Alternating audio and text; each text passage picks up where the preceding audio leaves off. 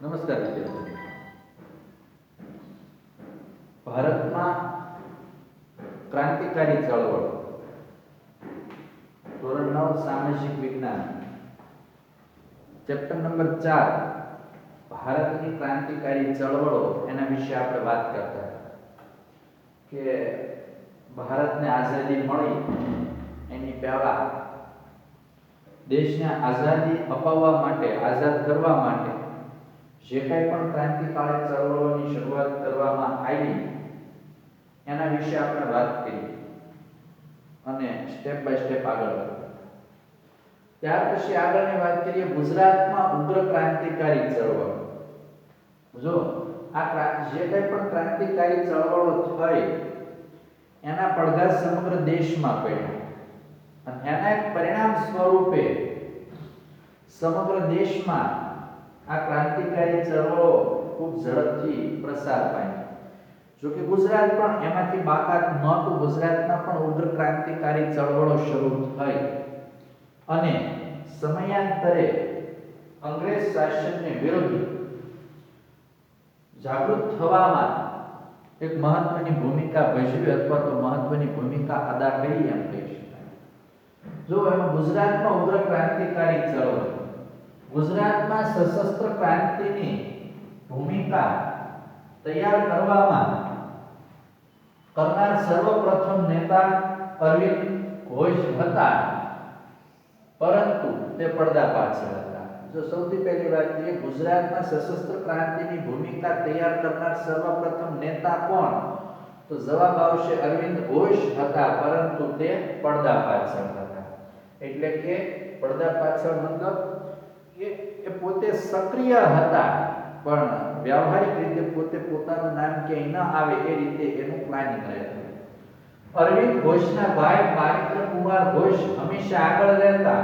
તેઓ ગુજરાતના દક્ષિણ ભાગને ખૂંદી ગયા. અરવિંદ ઘોષે સશસ્ત્ર ક્રાંતિની ભૂમિકા તૈયાર કરી. ગુજરાતમાં સર્વપ્રથમ નેતા પણ અરવિંદ ઘોષના ભાઈ બારિન્દ્ર કુમાર ઘોષ હંમેશા આગળ રહેતા અને તેઓ ગુજરાતના દક્ષિણ ભાગને ખૂંદી ગયા. અહીં તેમને છોટુભાઈ અને અંબુભાઈ પુરાણી જેવા સશક્ત સાથીઓ મળ્યા. ગુજરાતના દક્ષિણ ભાગમાં આવ્યા કોણ, તો કે બારિન્દ્ર કુમાર ઘોષ, જે કોણ હતા, અરવિંદ ઘોષના ભાઈ. અરવિંદ ઘોષે શું કામ કર્યું, તો ગુજરાતમાં સશસ્ત્ર ક્રાંતિની ભૂમિકા તૈયાર કરી અને આ બારિન્દ્ર કુમાર ઘોષ દક્ષિણ ગુજરાતને ખૂંદી વળ્યા અને અહીંયા તેને છોટુભાઈ અને અંબુભાઈ પુરાણી જેવા સશક્ત સાથીઓ મળ્યા.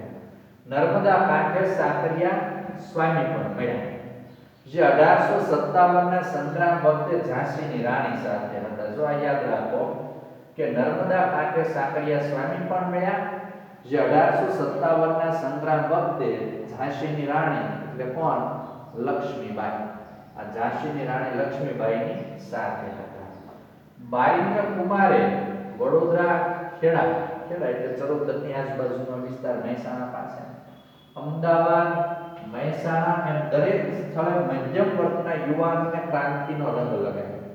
કારણ કે જો દેશને આઝાદી અપાવવાની જો વાત આવે તો એમાં કોઈ એક વ્યક્તિ દ્વારા આઝાદી મળે એ વસ્તુ પોસિબલ નથી અને પ્રેક્ટિકલી રીતે શક્ય પણ નથી. એટલા માટે નેતાઓની સાથે સાથે દેશના નાગરિકો, યુવાનો પણ સાથે જોડાય એ મહત્વની બાબત હતી. એટલે બારિન્દ્ર કુમારે વડોદરા, ખેડા, અમદાવાદ, મહેસાણા એમ દરેક સ્થળે મધ્યમ વર્ગના યુવાનોને ક્રાંતિનો રંગ લગાડ્યો.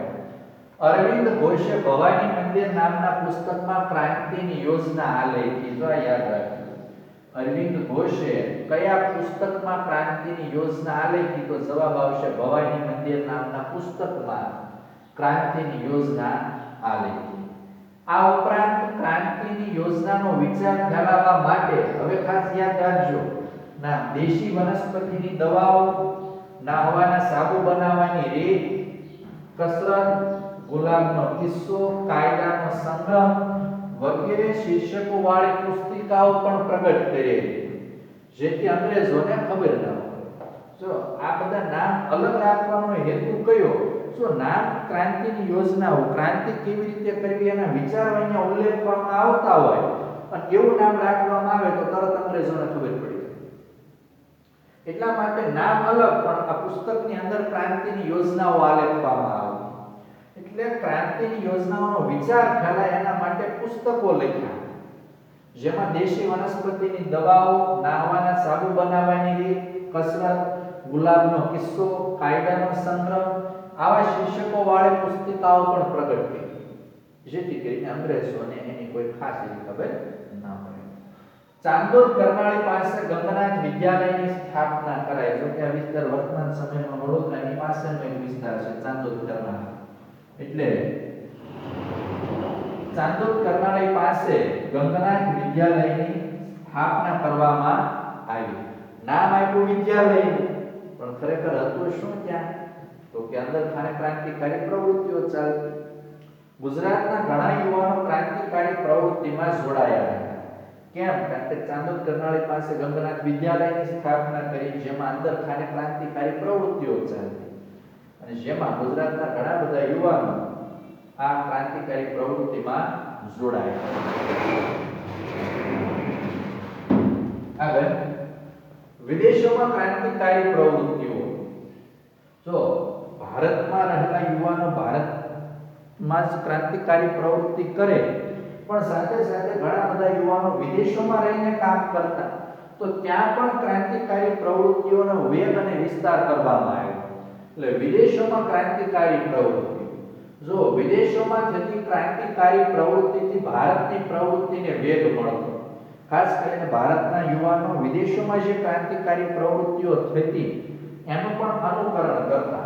એટલે વિદેશોમાં થતી ક્રાંતિકારી પ્રવૃત્તિથી ભારતની ક્રાંતિકારી પ્રવૃત્તિને વેગ મળતો હતો. ઇંગ્લેન્ડથી છુપી રીતે રસોઈયાના બિસ્તરામાં પિસ્તોલો ભારત મોકલતા હતા, જેથી કરીને ભારતના જે ક્રાંતિકારીઓ છે એને અંગ્રેજોની વિરુદ્ધ લડવા માટે શસ્ત્રો મળી શકે. અન્ય બાબતોનું નોલેજ તો એમને હતું, પણ ખાસ કરીને ઇંગ્લેન્ડથી છુપી રીતે રસોઈયાના બિસ્તરામાં પિસ્તોલ ભારતમાં મોકલવામાં આવતી. ક્રાંતિકારીની ટીકા કરનાર અંગ્રેજ વિલિયમ વાયલીની મદનલાલ ધીંગરાએ હત્યા કરી. ક્રાંતિકારીઓ જે અંગ્રેજોની વિરુદ્ધમાં લડતા હતા ભારતમાં રહીને, ભારતના નવયુવાનો હતા જે મા ભૌમની આઝાદી માટેના પ્રયાસો કરતા, એવા ક્રાંતિકારીઓની ટીકા કરી અંગ્રેજ અધિકારી જેનું નામ છે વિલિયમ વાયલી. અને આ વિલિયમ વાયલીની મદનલાલ ધીંગરાએ હત્યા કરી ઇંગ્લેન્ડમાં.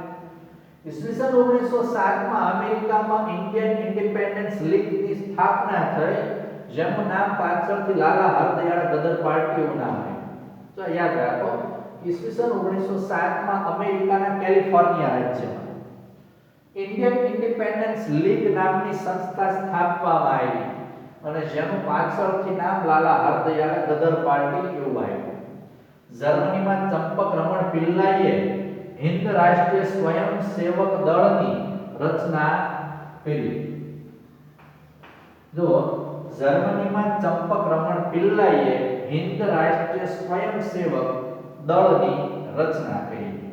ઈરાકને વડુ મથક બનાવી ત્યાંથી ભારત પર આક્રમણ કરવાની યોજના ઘડવામાં આવી 1907 માં.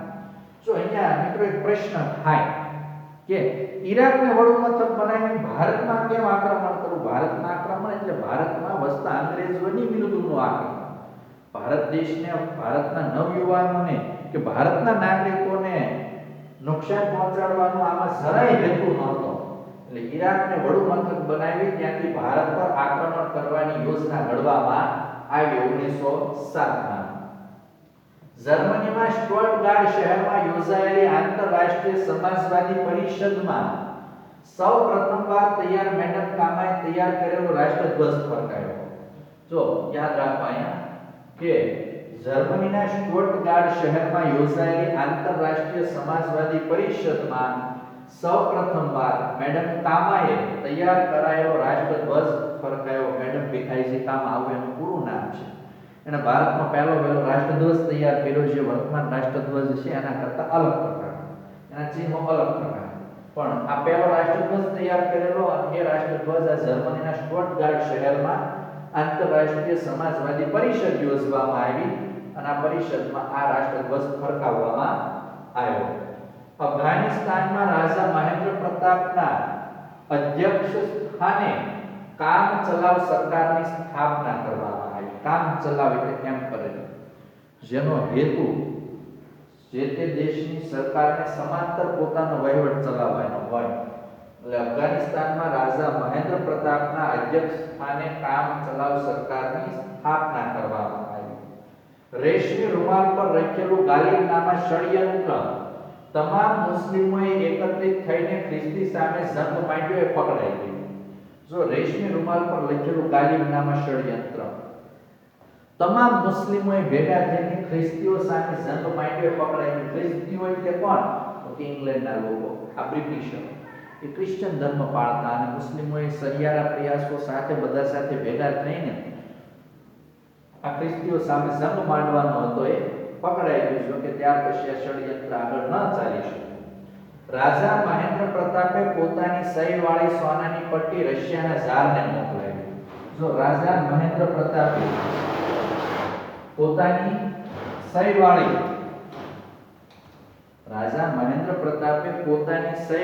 સોનાની પટ્ટી રશિયાના ઝારને મોકલાવી. હવે અહીંયા સમજો, ઝાર રશિયામાં વંશ પરંપરાગત રાજાઓનો શાસનકાળ, જેને ઝારશાહી કહેવામાં આવે. ઝાર વંશના રાજાઓ અને રશિયામાં લગભગ ઝાર વંશના રાજાઓએ 300 વર્ષ સુધી શાસન કર્યું. ત્યાર પછી ઝારશાહી ખતમ થઈ, ત્યાં પૂરી થઈ ગઈ. પણ રાજા મહેન્દ્ર પ્રતાપે પોતાની સહીવાળી સોનાની પટ્ટી રશિયાના રાજા ઝારને મોકલાવી, જેમાં ઝારને ઇંગ્લેન્ડ સાથેના તમામ સંબંધો તોડી નાખવા માટે જણાવેલું. જે સોનાની પટ્ટી મોકલાવી સહીવાળી, અને સાથે સાથે મેસેજ પણ આપવામાં આવ્યો અને એમાં કહેવામાં આવ્યું ઝારને કે ઇંગ્લેન્ડ સાથેના તમામ પ્રકારના સંબંધો સમાપ્ત કરી દેવા, છોડી દેવા. કારણ કે અંગ્રેજો ભારતમાં આવીને ભારતના લોકો ઉપર કેવી રીતના ત્રાસ ગુજારતા, કેવી રીતે એનું શોષણ કરતા, એ ભારતીયો બહુ સારી રીતે સમજતા. રશિયાના ક્રાંતિવીર ટ્રોટ્સ્કીએ તો ભારતના ક્રાંતિવીરોને બધી જ મદદ કરવાનું વચન આપ્યું. રશિયાના ક્રાંતિવીર ટ્રોટ્સ્કી આ નામ છે, એમણે ભારતના ક્રાંતિવીરો અથવા તો ક્રાંતિકારીઓને તમામ પ્રકારની મદદ કરવાનું વચન આપ્યું. બર્મામાં સોહનલાલ પાઠકે અને સિંગાપુરમાં પરમાનંદે ક્રાંતિકારી પ્રવૃત્તિ કરી. જો બર્મા ભારતનો પાડોશી દેશ, હાલમાં મ્યાનમાર તરીકે ઓળખાય છે. આ બર્મામાં સોહનલાલ પાઠકે અને સિંગાપુરમાં પરમાનંદે ક્રાંતિકારી પ્રવૃત્તિઓ કરી. ભારતની રાષ્ટ્રીય અને ઉગ્ર ક્રાંતિકારી ચળવળના ઇતિહાસમાં દેશદાસથી ભરેલા 18 થી 24 વર્ષની વયના યુવાનો જ હતા. એટલે એવા યુવાનો હતા જે સૌથી વધુ આક્રમકતા ધરાવી શકે એવા હતા, દેશદાસથી ભરેલા હતા અને દેશ માટે ગમે તે કરી છૂટવા માટે તૈયાર હતા. એટલે કે ભારતની રાષ્ટ્રીય અને ઉગ્ર ક્રાંતિકારી ચળવળના ઇતિહાસમાં દેશદાસથી ભરેલા 18 થી 24 વર્ષની વયના યુવાનો જ હતા. તેઓ ગમે તેવા રોમાંચક અને સાહસિક કાર્યો તેઓ પાર પાડતા અને પકડાઈ જાય તો હસતા મુખે ફાંસીના માચડે ઇન્કિલાબ જિંદાબાદ અને વંદે માતરમના ગગનભેદી નારા સાથે ફાંસીના માચડે ચડી જતા અને મા ભૌમની આઝાદીના ઉમદા ધ્યેયને માટે તેઓ વીરગતિને પામતા, એટલે કે પોતે શહીદ થતા. 18 થી 24 વર્ષની વયના એવા યુવાનો હતા જે આક્રમક હતા, દેશદાસથી ભરેલા હતા. એટલે એ લોકો ગમે તેવા રોમાંચક અને સાહસિક કાર્યો પાર પાડતા અને જો પકડાઈ જાય તો હસતે મુખે ફાંસીના માચડે ઇન્કિલાબ જિંદાબાદ અને વંદે માતરમના ગગનભેદી નારા સાથે ફાંસીના માચડે તેઓ ચડી જતા અને મા ભૌમની આઝાદીના ઉમદા ધ્યેયને માટે તેઓ વીરગતિને પામતા.